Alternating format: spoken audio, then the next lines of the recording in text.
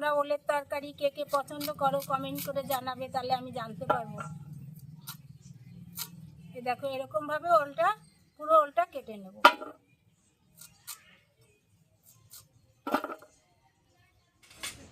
চলো এবার রুই মাছটা ভেজে নেই।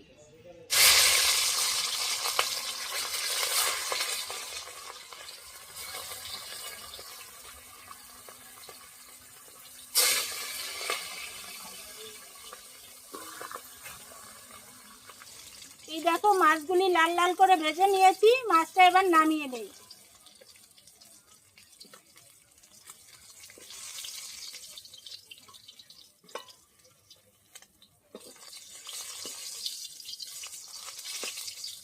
দেখো বন্ধুরা, ক্ষেতের ওল তো, টাটকা ওল, একটুখানি জল গেলে নিচ্ছি, তাই জলের মধ্যে একটু সেদ্ধ বসিয়েছি, একটু সেদ্ধ হোক